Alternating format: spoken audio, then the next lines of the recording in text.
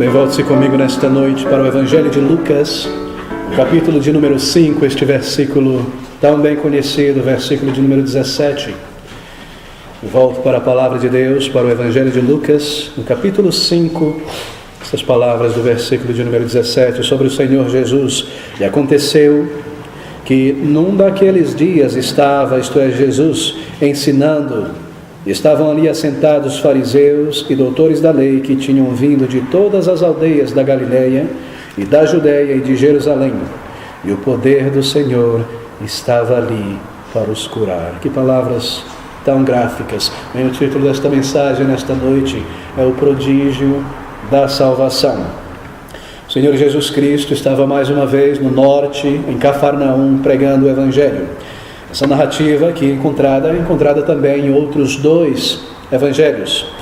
Lucas, ele nos dá a entender que o Senhor Jesus Cristo, depois daquele período no deserto, havia voltado para as cidades com um pequeno grupo dos seus discípulos, não os 12, mas os primeiros discípulos. E nos parece aqui pela narrativa que ele havia entrado em uma casa, uma determinada residência, e ali ele voltara a pregar publicamente.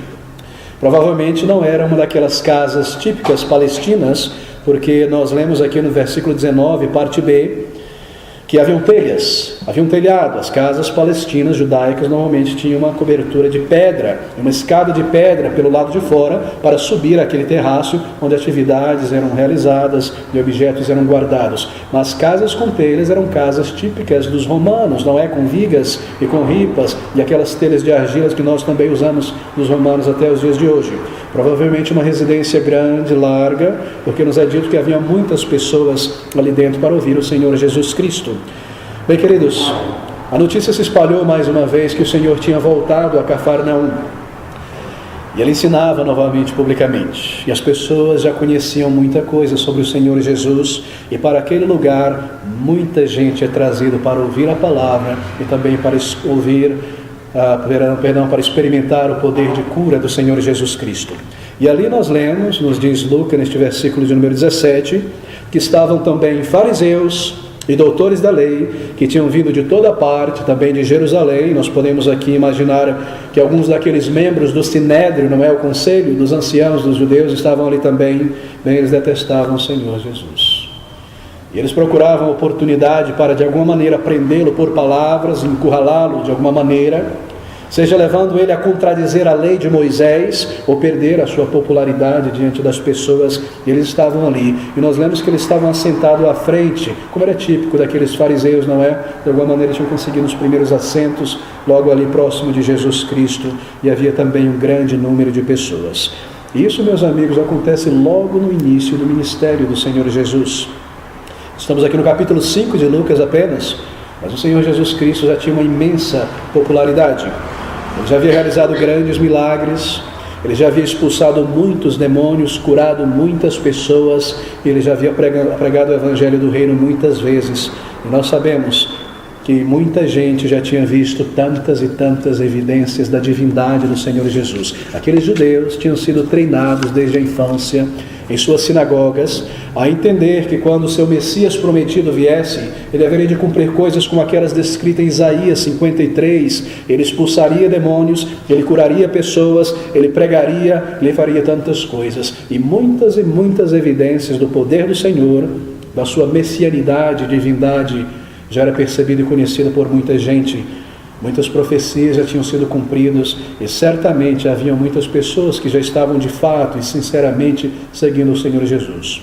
Mas você se recorda que a igreja judaica daqueles dias era conduzida por pessoas que estavam espiritualmente mortas, os fariseus, os saduceus, aqueles escribas, homens que não queriam um Messias humilde, homens que não esperavam ou desejavam um Messias sofredor como o Senhor Jesus Cristo, e assim eles desprezavam o Senhor Jesus. Por quê? Porque Jesus não se encaixava naquele padrão de Messias que eles esperavam. Você sabe que eles esperavam por um Messias que fosse um rei glorioso. De alguma maneira, aqueles escribas, professores da lei, haviam deixado de lado todas aquelas famílias de textos do Antigo Testamento que falam sobre a humilhação do Salvador antes de sua glorificação, que ele seria um homem de dores, desprezado, que ele seria crucificado, traído por sua própria nação. Eles tinham colocado de lado esses textos e colocado o seu foco naqueles outros textos que falavam sobre a ascensão e a glória e o reino do Messias. E assim, em sua imaginação terrena e carnal, eles tinham figurado um Messias que viria para nascer em Jerusalém e trazer de volta a era de ouro de Davi, restaurar Israel ao período de império e glória de Davi e trazer a prosperidade. Eles esperavam por um Messias que trouxesse vitória contra os romanos, colheitas grandiosas e um período de grande bonança. E conforme o Senhor Jesus Cristo seguia pregando, vestido em roupas simples, com aquele sotaque do interior, não nascido em Jerusalém, nas cortes, treinados nas faculdades dos fariseus, eles começaram a desprezar o Senhor Jesus Cristo em seus corações. Eles não queriam o Messias que haveria de morrer numa cruz. E assim os líderes detestavam o ensino do Senhor Jesus e não o aceitariam, e buscavam cada oportunidade para descreditá-lo diante do povo e de alguma maneira pegá-lo. E é nesse contexto que nós lemos essas palavras do versículo de número 17, a terceira parte, que o poder do Senhor estava ali para os curar. Que palavras tão belas! O poder do Senhor. A palavra traduzida como poder aqui em língua portuguesa, no grego, na verdade, tem uma ideia religiosa. O poder divino, o poder espiritual do Senhor. Você sabe que o Lucas está fazendo aqui, não é? Ele está mostrando que o Senhor Jesus está cumprindo aquela profecia de Isaías, que o Espírito do Senhor estaria sobre ele para curar, para transformar vidas. E o poder do Senhor está ali para operar. Mas esse poder não seria experimentado por aqueles líderes de Deus. Nem o toque de Deus em seus corações, nenhuma transformação de vida, nada. Eram cínicos, eram homens críticos do Senhor Jesus e sua palavra. Eles não viam nenhuma necessidade de um Messias que veio para salvar de pecados. Eles não criam que Deus precisava de um Messias para perdoar pecados, porque eles mesmos se viam como uma raça religiosa. E em sua mentalidade, se eles simplesmente conseguissem seguir cumprindo aqueles elementos exteriores da liturgia, da religião, de uma maneira bem meticulosa, eles imaginavam que Deus se agradaria deles e de alguma maneira eles dariam o reino dos céus. Mas eles não desejavam um Messias que falava sobre perdão de pecados. E a necessidade de arrependimento, a necessidade de deixar suas supostas boas obras e seus supostos méritos e vir como uma pessoa destituída de qualquer valor moral para receber do Salvador todo o perdão, toda a graça e uma nova vida. Eles criam que Deus os receberia simplesmente baseado em seu pedigree, filhos de Abraão, e em sua meticulosa atitude diante da lei cerimonial. Bem, se havia uma cerimônia, uma liturgia que Deus dera àquele povo de fato, uma bela liturgia dada por Deus a ser seguida. Mas, queridos, aquela liturgia ou aquelas cerimônias centradas nesta lei cerimonial não tornava ninguém aceitável diante de Deus. E cada um daqueles elementos que perpassavam os símbolos que estavam no templo, aquelas figuras, aqueles ritos de sacrifício e tantas outras coisas, eram como que recursos visuais usados por Deus para mostrar o problema do pecado e a provisão de Deus para lidar com o pecador. Mas eles se apegaram aos elementos exteriores desses ritos. Imaginavam como um homem ou uma mulher religiosa de nossos dias, que simplesmente de maneira mecânica, não é, seguindo por essas liturgias, através de certas procissões, Deus se agradará de mim pelo ato mecânico, quando havia lições tão profundas naqueles símbolos e naqueles ritos. Conquanto eles guardassem, eu repito, meticulosamente a lei cerimonial, eles se sentiam bem e cheios de si mesmo. E está evidente, não é? Que embora o poder de Deus estava ali para curar e transformar e perdoar de pecados, eles não receberiam. Você percebe que no versículo 27 não é mencionado nenhum enfermo. Está nos dito que homens religiosos estavam ali e o poder de Deus se manifestara para curá-los. Curá-los de quê? De seus pecados. Você percebeu isso? Não há nenhum enfermo ainda sendo mencionado. Eles estavam ali, mas eles não haveriam de receber nada da parte de Deus. Meus queridos, deixe-me começar a aplicar estas verdades. Há aqui diante de nós uma pequena advertência Uma advertência para cada pessoa aqui nesta congregação, seja você um ancião, um adolescente, um homem e uma mulher. Se você não está interessado nas coisas de Deus, e você está aqui nesta noite porque alguém te arrastou para este local, e você está aqui contra a tua vontade, simplesmente para agradar um amigo, um vizinho, um familiar, e estas coisas não te interessam, e você não se importa com elas, bem, eu preciso dizer isso, que como aqueles homens que estavam diante do Senhor para ouvir a palavra do Salvador, você não irá receber nada de Deus, se essa é a sua atitude nesta noite. Se você veio aqui porque não tinha nada o que fazer nesta noite, estava cansado dos programas da televisão, você não veio aqui para buscar e ouvir o Evangelho com desejo de reconciliação com Deus e certeza de paz e vida eterna, você não receberá nada de Deus nesta noite. Se quando você se aproxima de Deus em tuas orações ou ao lidar com a Bíblia, a palavra de Deus, você entra na presença de Deus cheio de si mesmo e sem nenhum senso de necessidade espiritual e nenhuma necessidade de perdão, um senso de tua pequenez e da tua culpa e nenhum temor por estar seguindo o destino eterno errado diante do teu Criador ou nenhuma ansiedade por perdão, bem, eu devo te dizer que Deus não te receberá. O poder de Deus estava ali presente, mas não adicionaria nada àqueles homens. Faria algo grandioso e tremendo e eterno para tantas pessoas ali.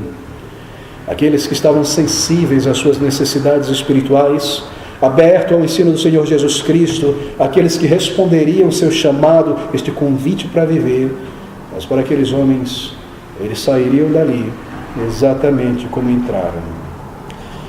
É necessário se aproximar de Deus almejando algo. Quando você ora a Deus, quando você lê a Bíblia, um livro, um evangélico, alguma coisa, o que você está buscando? Deixa-me fazer essa pergunta. Quando você vem aqui, alguém te convida, você vai a alguma igreja e se envolve mecanicamente, assim por dizer, com estas coisas, talvez não, talvez com sinceridade, o que você está buscando? Se eu vou a uma gaveta onde há tantas coisas ali, mas eu não sei o que eu estou buscando, a probabilidade é que eu volte de mãos vazias novamente. O que você está buscando, meu querido? Você está buscando perdão, um relacionamento com o teu Criador, paz com Deus e vida eterna, ou você está simplesmente aqui, mas a tua mente talvez e o teu coração estejam em outros lugares. É necessário vir a Deus com um senso de necessidade, como quem vem a Ele em busca de uma bênção. Veja esse versículo de número 18. E eis que uns homens transportaram numa cama um homem que estava paralítico e procuravam fazê-lo entrar e pô-lo diante dele. Veja essa partícula, e eis, não há nada sem importância no Evangelho. Lucas está chamando a sua atenção e a minha, ele está dizendo, vede, eis aí, algo digno de nota e significado irá acontecer, preste atenção.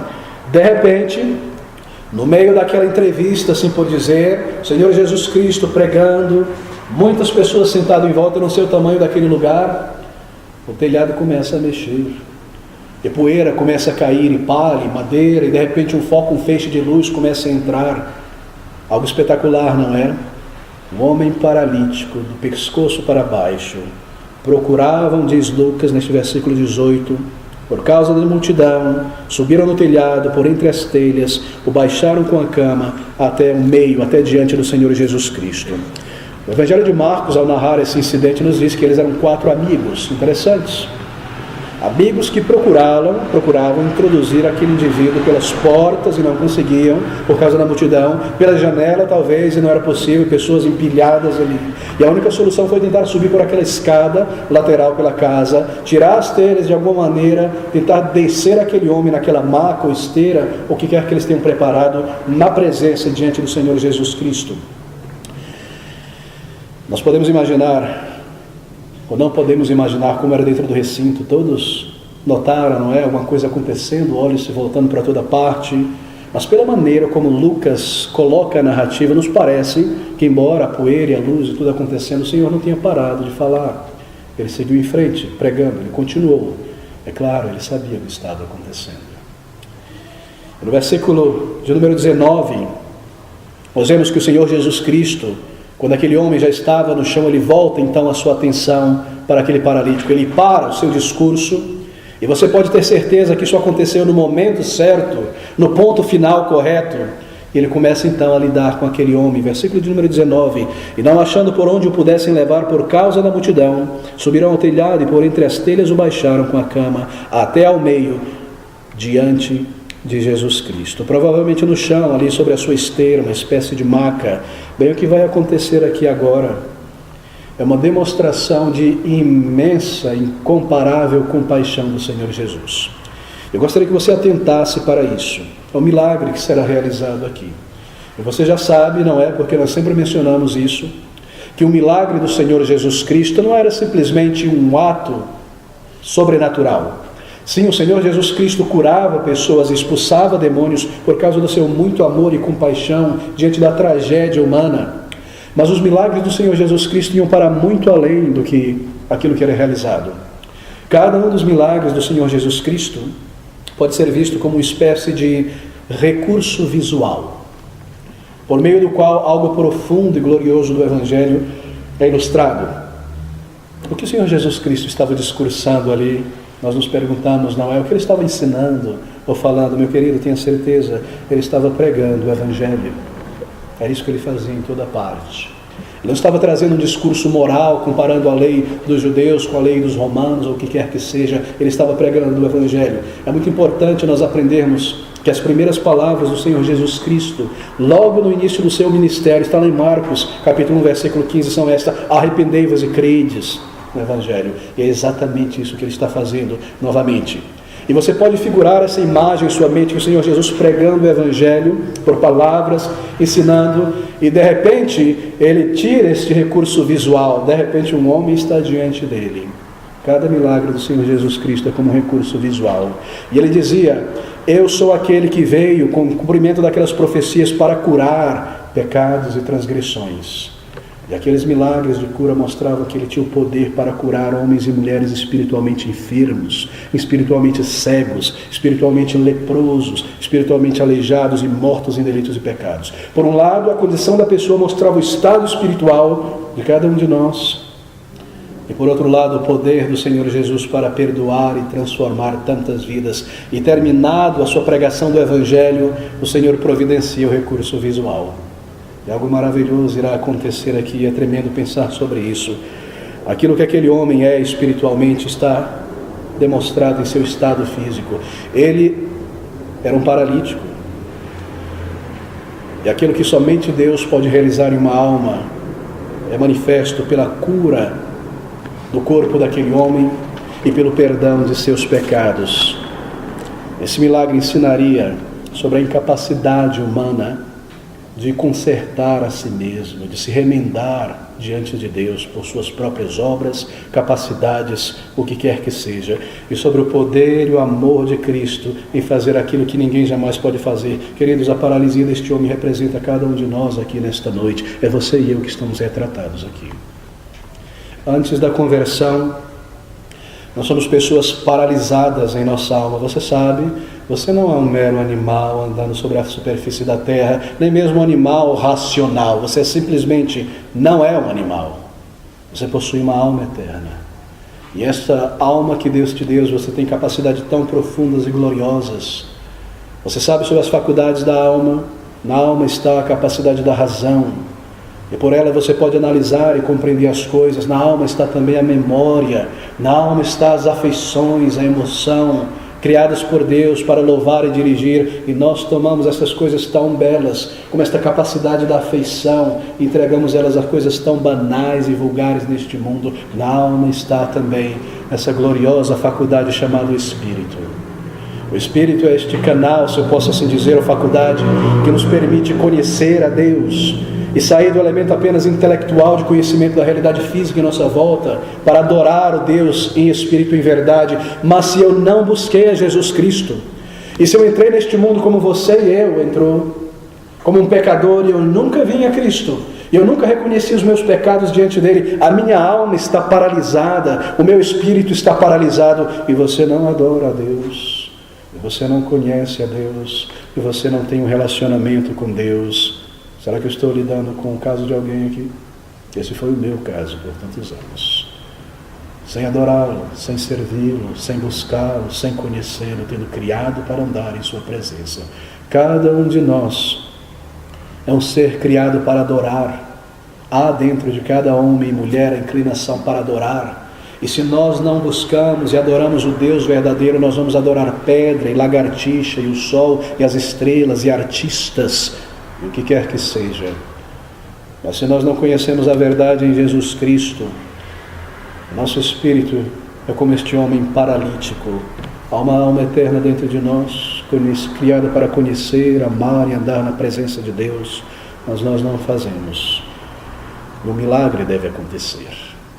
O milagre, se um dia nós havemos de nos relacionar com Deus, para que esse relacionamento seja restaurado, e é isso que o Senhor Jesus Cristo está ilustrando diante daquela plateia tão necessitada, a incapacidade humana de salvar-se a si mesmo, de ascender moralmente à justiça requerida por Deus, preso numa maca, impossibilitado de se mexer e de se mover. Este sou eu e você. Será que você percebe? Diante de Deus, queridos, o requerimento de Deus é uma vida perfeita, justa, a cada segundo, por toda a vida, até o final. Será que eu consigo cumprir isso? Estamos incapacitados, não é? Quão pecadores nós somos. O paralítico, obviamente, ele não podia andar, ele não podia ir a lugar algum. Ele estava limitado em todas as áreas de sua vida. Ele não podia estender a mão e tomar uma água, vestir-se, amarrar o cadarço do seu sapato. Mesmo para tomar banho ou fazer o que quer que fosse, ele dependia de tudo, de outras pessoas, para as necessidades mais básicas que possuía. Nem trabalhar, nem tirar o seu sustento próprio. A sua enfermidade provavelmente traria outras enfermidades também. Você sabe disso, tanto tempo deitado, escaras, água no pulmão, pedras na vesícula e todo tipo de coisa que acomete pessoas neste estado. Aqui está uma figura, não é? Essa é a nossa condição. Quanto mais passam os anos e eu ainda não busquei Cristo Jesus, mais o meu caráter irá se deteriorar. E mais tendências para me afastar de Deus começarão a dominar os meus pensamentos e me levar para mais e mais e mais distante de Deus. É interessante ser um pastor às vezes, porque você aprende a conhecer o coração humano. Você não precisa de uma faculdade de psicologia. E você começa a observar a alma, o coração humano em vários estágios. Na infância, ali está, pequeno garoto, tão sensível, obediente, ouve, entende, compreende. Conforme os anos vão passando, parece que o nosso coração se endurece mais e mais, porque aos poucos nós somos institucionalizados como mundanos neste mundo. E a nossa paralisia, porque nós não buscamos a Cristo e não encontramos uma nova vida, trará tantos problemas para a nossa alma, e conforme a vida adulta chega, nos tornamos pessoas mais sensuais, mais contentes com nossos pecados, mais resistentes.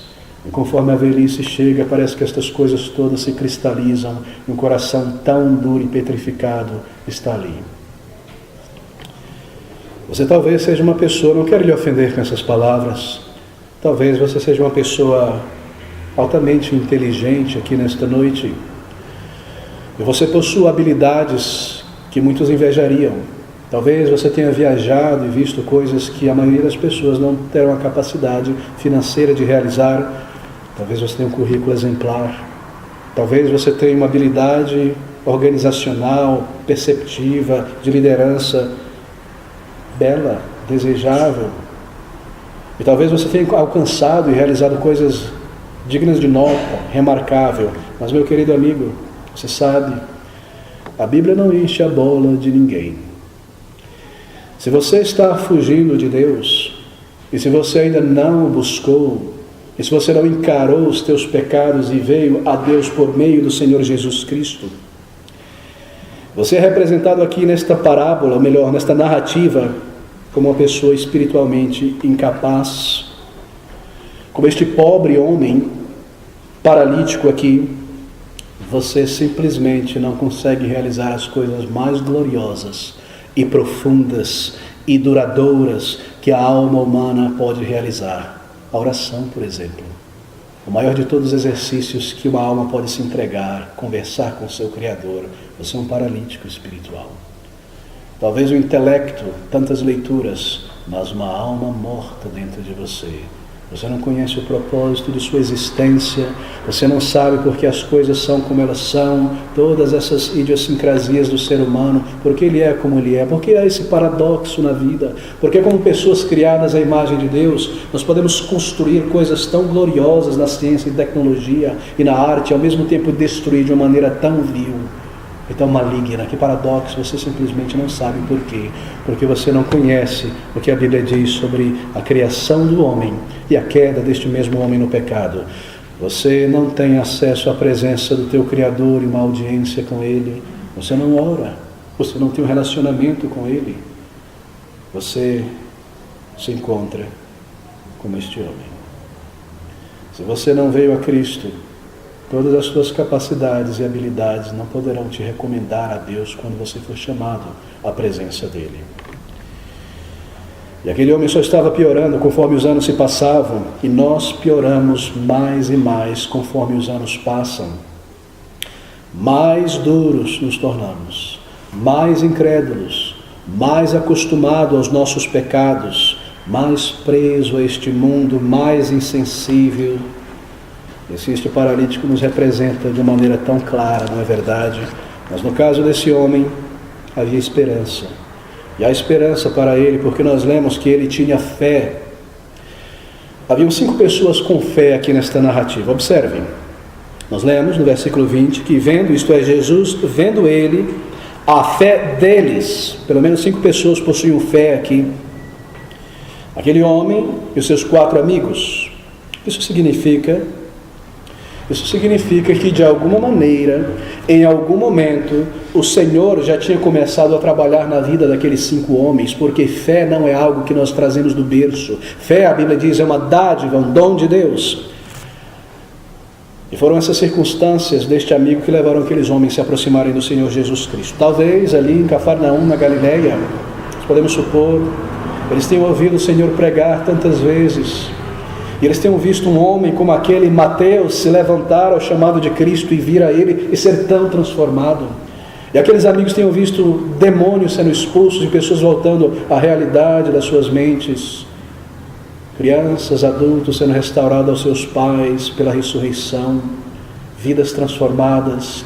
Provavelmente eles ouviram, não é aquele grande sermão, o maior de todos os sermões um dia pregado na face da terra, o Sermão do Monte.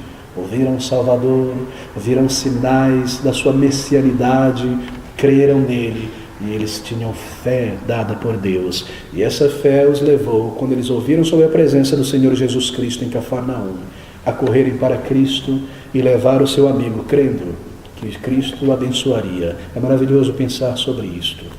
Quando aqueles 4 amigos foram conversar com aquele paralítico em sua cama, eles disseram provavelmente para ele, o Senhor Jesus Cristo está outra vez em Cafarnaum.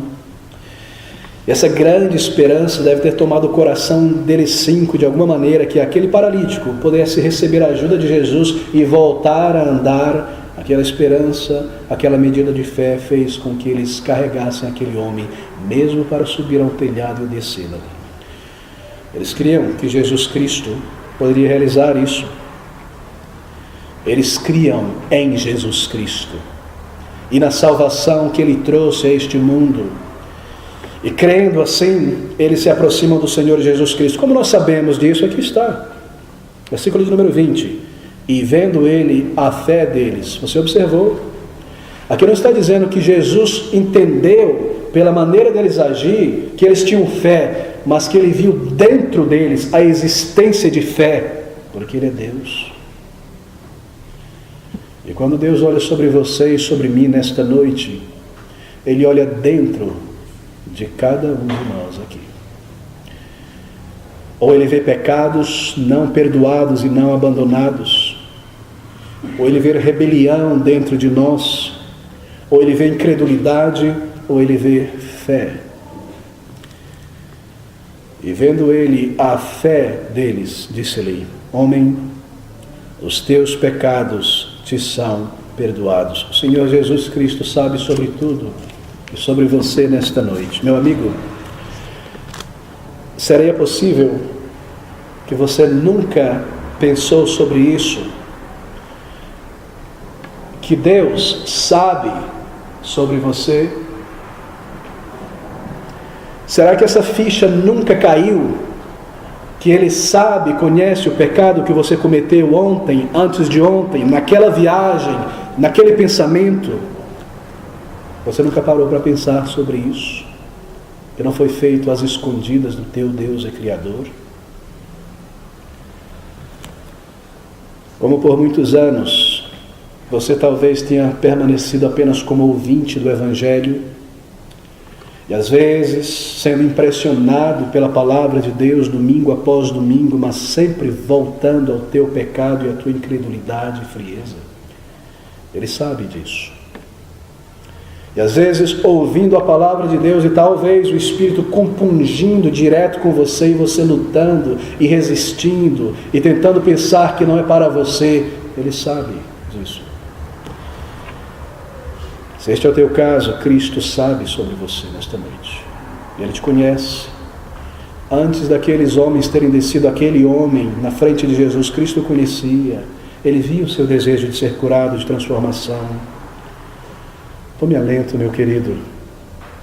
Ele te conhece. E porque Ele te conhece, Ele pode te perdoar. É maravilhoso pensar sobre isso. Mas talvez o seu caso seja diferente.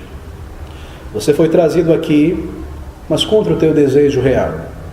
Você não viria com as tuas próprias pernas neste local novamente, porque o teu coração está paralisado, frio diante de Deus. Tua alma não se volta a Ele. As atrações desta vida, deste mundo, são tão fortes. Elas te hipnotizam. Teu interesse está todo neste mundo. Se este é teu caso, eu peço que você pare nesta noite. E tome grande cuidado e não esquecer por que você veio aqui. Para não chegar em casa sem saber por que você veio aqui nesta noite. O que te trouxe aqui? Por que você veio? Por que você abre a Bíblia em tuas mãos? O que você está buscando? Não há nada obscuro. O que você está buscando nessa noite? Se você não está buscando nada da parte de Deus, é bem provável que você voltará como entrou. E o poder de Deus para salvar, você não encontrará, você sairá outra vez sem um toque de Deus em tua alma. Essas são palavras sérias. Veja esse versículo 20. E vendo ele a fé deles, disse-lhe: homem, os teus pecados são perdoados. Cristo viu a fé deles. Uma grande lição aqui, não é? O que ele faz primeiro? Ele cura ou perdoa os pecados?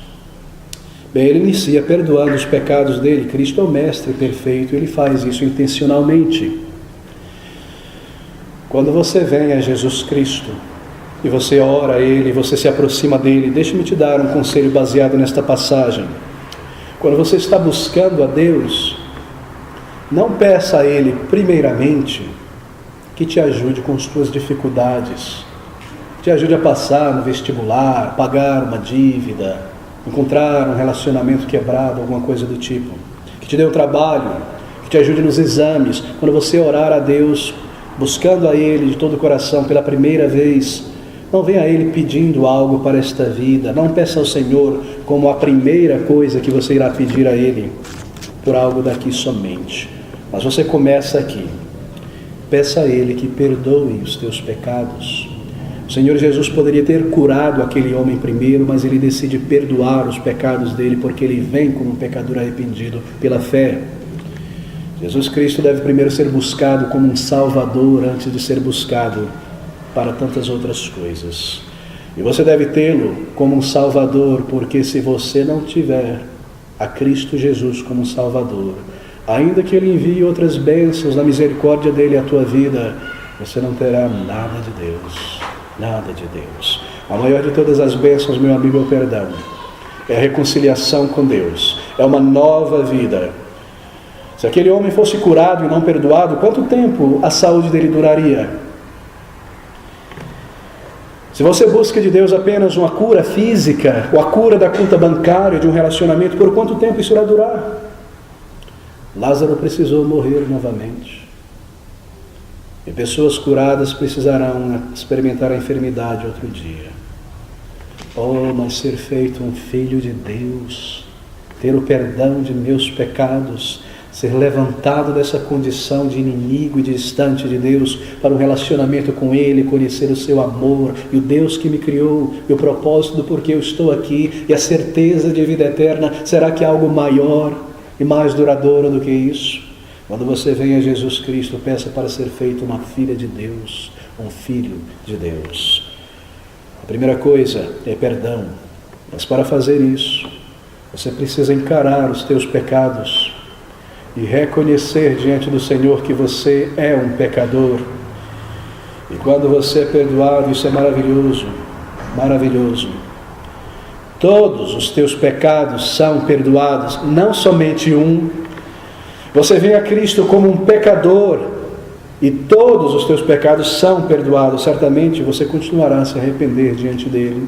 Você não passa a ser uma pessoa imaculada, mas Ele põe dentro de você uma nova vida e uma força e um vigor contra o pecado. E você passa a experimentar um novo relacionamento com o pecado. Não mais de amigo e companheiro, mas de inimigo. Uma nova vida, uma nova alegria e a certeza de vida eterna com o Senhor. Ó queridos, não um pecado, mas a tua natureza pecaminosa transformada pelo Senhor. Pecados do passado, pecados dos pensamentos, pecados de ações e de omissões, todos eles perdoados. Isso é tremendo, isso é tão maravilhoso, ser perdoado pelos meus pecados, dessa culpa que me persegue e continua dentro de mim, desse vazio que é o resultado dela, ser tão transformado, ser tão perdoado e conhecer ao meu Deus. Veja esse versículo de número 21. E os escribas e os fariseus começaram a razoar, dizendo: quem é este que diz blasfêmias? Quem pode perdoar pecados senão Deus só? Eles estavam certos, somente Deus pode fazer isso. E a resposta do Senhor Jesus Cristo é muito interessante. Eles encontraram, não é, um ponto de acusação. Ele é um blasfemo, e nós sabemos o que a lei diz sobre blasfemos. Nós podemos atacá-lo agora. Versículo 22. Jesus, porém, conhecendo os seus pensamentos, respondeu e disse-lhes: que arrazoais em vossos corações? Há um silêncio no salão, de repente. Como ele responderá isso? A acusação dos fariseus. E o versículo 23 nos diz: qual é mais fácil? Dizer: os teus pecados te são perdoados, ou dizer: levanta-te e anda? Você percebe? A pergunta é: o que é mais fácil para Deus fazer? Perdoar os pecados de alguém ou curar um paralítico? O que é mais fácil? Ambos. Porque somente Deus poderia curar e perdoar. E assim, curando aquele homem, Ele mostra que também Ele pode perdoar os seus pecados. E diz a ele: levanta e anda. Tremendo, não é? É maravilhoso ver isso. Mas deixe-me lhe dizer algo que talvez lhe surpreenda nessa noite, meu amigo. Há certas coisas que nem mesmo Deus pode fazer. E é bastante óbvio. Deus não pode pecar. E porque Ele não pode pecar, Ele não pode varrer os meus pecados para baixo do carpete e me receber para dentro do céu, sem perdão e sem uma nova vida. Ele não pode fazer isso, porque Ele é justo, e porque Ele é justo, Ele deve julgar e manter a sua lei em pé. E para perdoar pecadores, Ele mesmo precisou vir a este mundo na pessoa do seu Filho, o Senhor Jesus Cristo, e levar sobre o seu corpo e a sua alma o meu pecado e a minha miséria, a minha imundície, e purgar ali. É como que sofrer o meu inferno, embora Ele não tenha ido ao inferno, mas toda a miséria, a punição que eu devo sofrer e que eu mereço, longe de Deus, quando o Pai, assim por dizer, virou o seu rosto ao ver o seu Filho levando os meus pecados. E pagando daquela maneira, Ele cumpriu a sua lei que demanda a punição. Você sabe, não é? Se uma lei não possui um mecanismo de punição, ela deixa de ser uma lei, apenas uma opinião. E para ser justo e cumprir a sua lei, Ele punha em Jesus Cristo o pecado daqueles que um dia se voltariam a Ele pela fé, e para assim salvar pecadores. Esse é o maior paradoxo, não é, da divindade, se eu posso usar termos humanos assim. Como pode um Deus santo e justo que deve punir e condenar o pecador, e a condenação é a morte eterna, ao mesmo tempo amá-los e perdoá-los? E a resposta é que Ele mesmo veio, como um homem, para levar sobre si a punição e assim demonstrar amor e misericórdia, tendo alcançado os direitos e o mérito de perdoar pecadores. Você permanece fora de Cristo? E você imagina que poderá entrar na presença de um Deus santo e glorioso e argumentar com Ele? E conversar por cima da voz dele, como um certo ex-presidente, sobre a voz de um certo juiz na televisão? Você estará em silêncio com o peso da culpa de teus pecados, tão convencido e tomado por uma consciência culpada. Mas isso não precisa acontecer. Estas coisas estão escritas aqui para dizer que se você vier a Ele como um paralítico espiritual, um pecador, um imoral, um ladrão, um mentiroso, ou o que quer que seja que marque a tua vida como marcou a minha, e dizer a Ele: Senhor, eu sou esse pecador, e você vier diante dele com sinceridade e clareza, em vez de tentar culpar o sistema e todo mundo dizer: fui eu que pequei, fui eu que roubei, fui eu que adulterei, eu coloquei as minhas mãos sobre o que não me pertence, eu sou um ladrão, Senhor, eu roubei a minha vida para viver para mim mesmo, eu reconheço o meu pecado, eu venho a Ti, que é um Salvador, perdoa, transforma a minha vida, fala a minha alma, levanta e anda. Diz o versículo de número 24. Ora, para que saibais que o Filho do Homem tem sobre a terra poder de perdoar pecados, disse ao paralítico: a ti te digo, levanta-te, toma a tua cama e vai para a tua casa. Que palavras tão maravilhosas.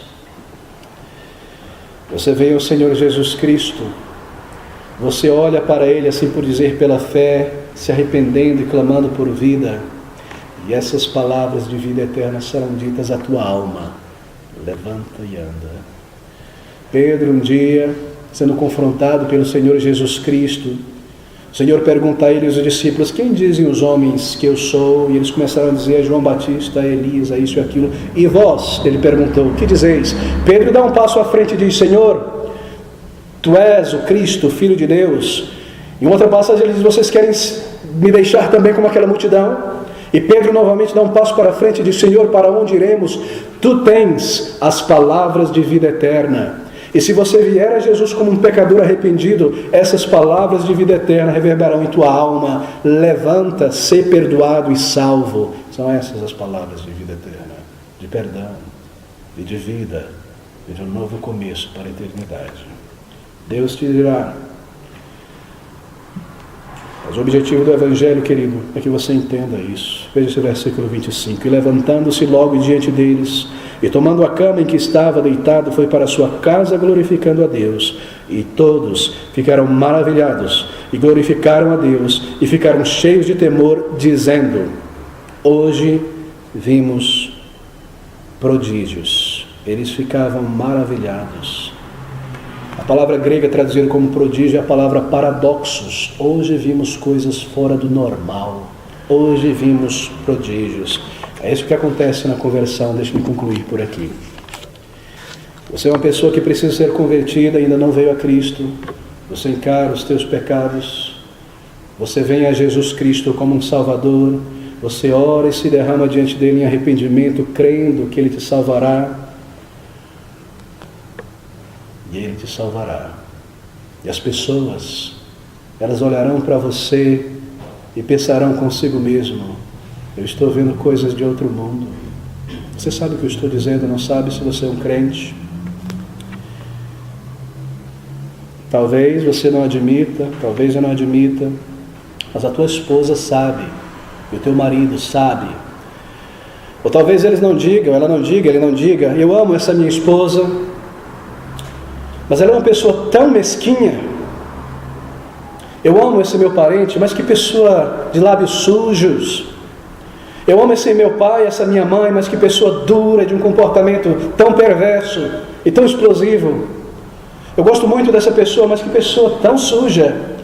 Mas quando você vem a Jesus Cristo como um pecador e Ele te transforma, as pessoas verão essa transformação e elas olharão para você e dirão: hoje vimos paradoxos. Que pessoa tão mudada. A pessoa de lábios impuros se torna uma pessoa de pensamentos limpos. O homem sem controle se torna um homem de autocontrole. A jovem egocêntrica se torna uma pessoa altruísta. O indivíduo medroso se torna uma pessoa com uma nova coragem. Pessoas são tão transformadas, são tão mudadas. Meu querido amigo, minha querida amiga, você precisa vir a Jesus como você está. Se você é uma pequena criança, um adolescente, um adulto, você pode vir ao Senhor como você está, e você deve. Venha com a fé que você possui, no estado em que você se encontra, na maneira em que você sente. Reconheça o teu pecado diante do Salvador, não protele mais. Ore a Ele. Procure um lugar tranquilo em tua casa, feche a porta, ore ao Senhor e diga tudo a Ele. E creia, conforme você se arrepende, que conforme você vem a Ele, Ele te ouvirá, Ele te salvará. Você busca Jesus, você o encontra, você é salvo e você é salvo para sempre.